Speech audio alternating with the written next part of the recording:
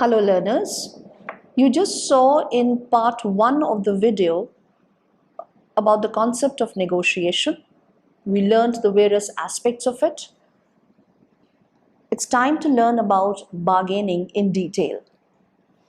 Now, bargaining or haggling is a type of negotiation in which the buyer and seller of a good or service debate the price and exact nature of a transaction. If the bargaining produces agreement on terms, the transaction takes place. Bargaining is an alternative pricing strategy to fixed prices. Now, what are the types of bargaining strategies? They include distributive bargaining and bargaining integrative. Now, let us see the difference between distributive and integrative bargaining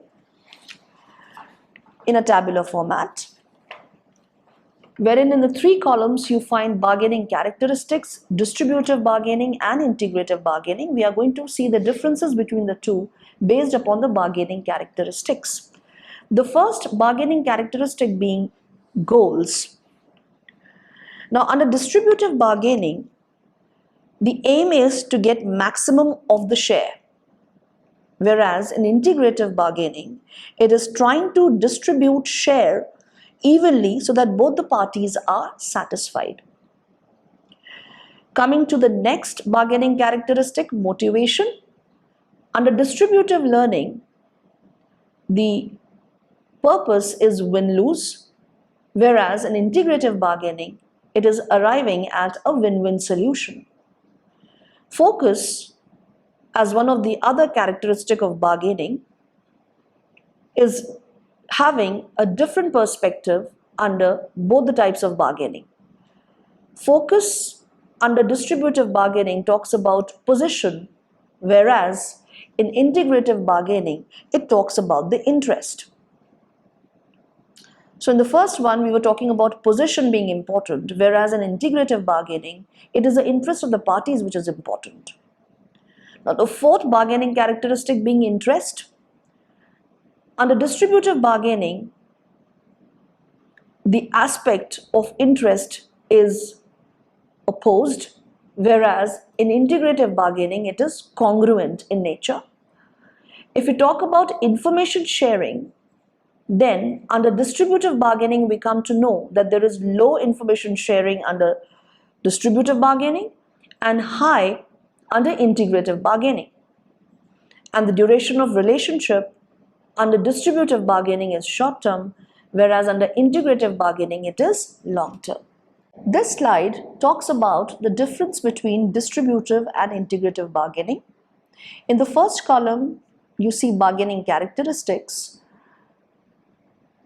In the second, distributive bargaining, and in the third, integrative bargaining. We are going to compare these two types of bargaining on the basis of bargaining characteristics. The first characteristic being goals. So under distributive bargaining, the goal is to get the maximum of the share, whereas in integrative bargaining, the purpose is to try to distribute the share evenly so that both the parties are satisfied. Looking at the next bargaining characteristic, motivation. The aspect that is covered under distributive bargaining about motivation is win-lose, whereas in integrative bargaining, the purpose is to arrive at a win-win solution. If you look at focus as a bargaining characteristic, then distributive bargaining focuses on the position, whereas integrative bargaining focuses on the interest of the parties. Coming to the fourth bargaining characteristics, interest. Distributive bargaining is all about opposition, whereas integrative bargaining is about congruence. Looking at the fifth characteristic, information sharing, then in distributive bargaining, information sharing is low, whereas in integrative bargaining, it is high.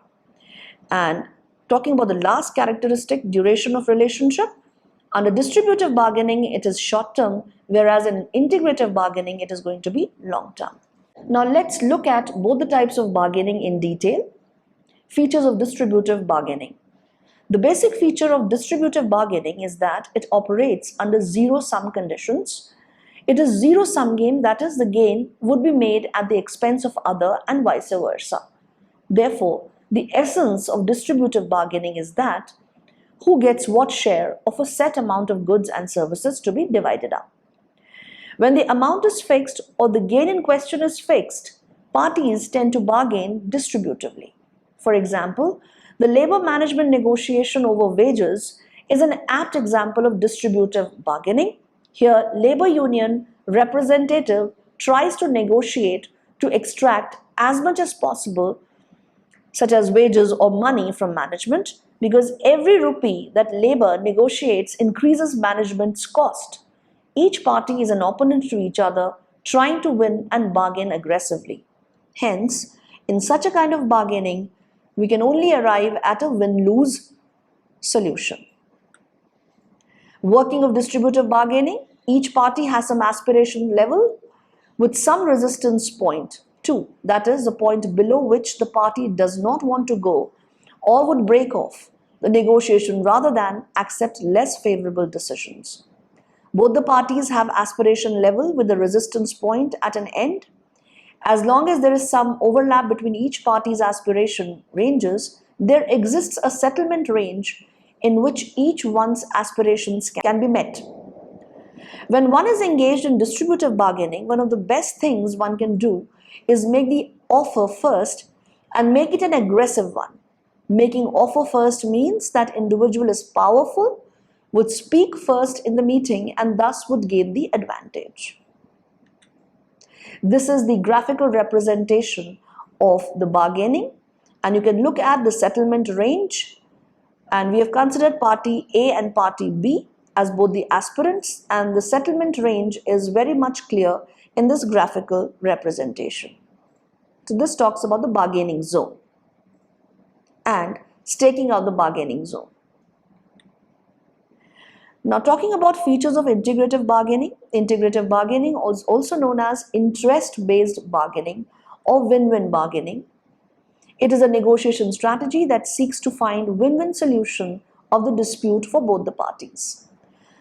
The strategy based on developing mutual benefit for the concerned parties is the focus of such type of bargaining. Needs, desire, concerns, and fear are the most important reasons why parties get into disputes.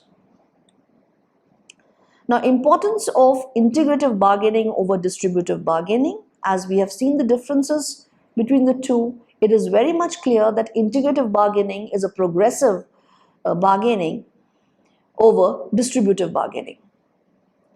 So what is the importance of integrative bargaining? Integrative bargaining produces more satisfactory outcomes unlike distributive bargaining. Distributive bargaining outcomes are fixed, opposing viewpoints that may sometimes lead to chaos and disagreement or no agreement at all.